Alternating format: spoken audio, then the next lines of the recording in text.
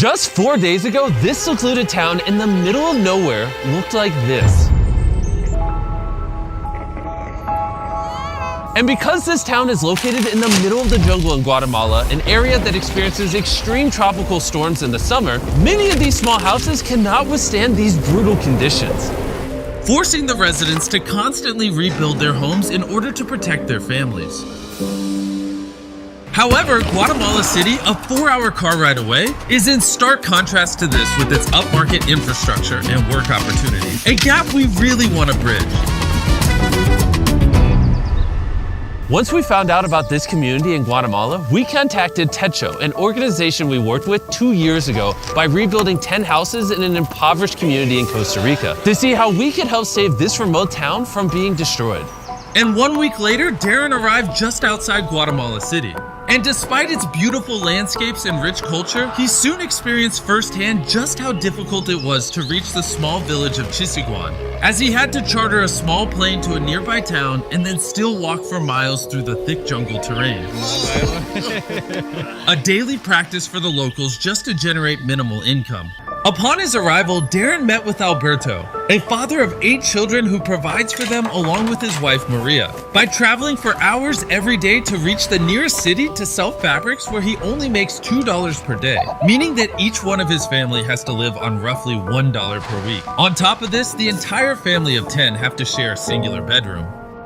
The existing houses that these people are living in are very rudimentary. The floors are made out of dirt, there's no electricity. They have to build fires inside of the houses to cook and keep warm. And on top of that, there's no way for Alberto and the rest of the community to collect fresh drinking water. Todavía llegamos a buscar aguas en los pozos, porque ahí tenemos un pocito que está ahí, pero no nos abastece por la familia que tenemos como no. It is absolutely heartbreaking to witness just how difficult it is for these people to support their families. We want to come and help this community. We want to make a big difference for them. We want to give them a more comfortable and safe environment to raise their families. And so we have got a big plan for all of the work that we are going to do over the next few days with our partner Techo. So in just 4 days, we will be constructing 15 new homes that will have solar panels to provide basic electricity, a sanitation system, concrete flooring, a wood-burning stove, and a rain harvesting system with storage and filtration. In Techo, there are almost 1.5 million volunteers who have passed through the organization. These kinds of activities can change their lives by allowing them to connect with their traditional roots and support these small communities. They help by bridging the gap between those less fortunate than themselves. Early the next morning, with only 4 days to pull off the enormous feat, over 50 volunteers from Techo had arrived in the village to start the construction. And with the lack of roads in this village, Darren and the volunteers had to carry all of the building equipment to the top of the hill, where the new homes are being built, so the next 48 hours are going to be extremely tough.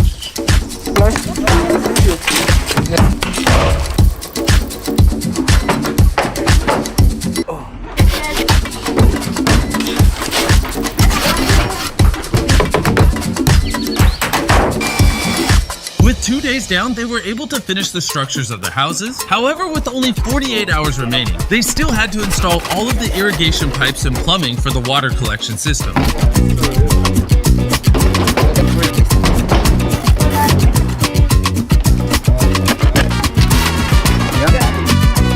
They'll be able to accumulate a lot of water over here so that they've got adequate water available when it doesn't rain. This is a huge upgrade for them. I've never doubted Darren's abilities before, but this one was touch and go. I can't believe it.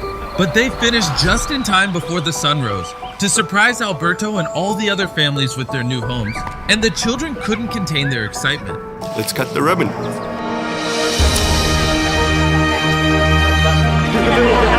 You could immediately see how excited this community was. The expressions on their faces, the excitement in their voices, and it was a beautiful experience. The gratitude that they were giving us back felt to me like more than we were giving them. They now will have more opportunities to make significantly more money, as they would have to spend less time maintaining their houses every storm. The new roads Techo built will make it easier to travel to and from neighboring communities. They have electricity, making it easier for the children to study at night.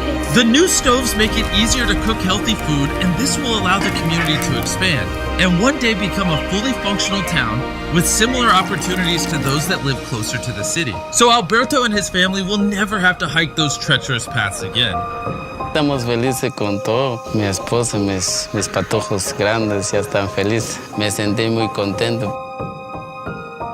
And beyond this, we have another big surprise for the community. But before I show you this, I want to tell you about the sponsor of this video, Dragon City. Beyond sponsoring this incredible project, Dragon City is hosting a Philanthropy Week Challenge from January 21st to 28th in-game.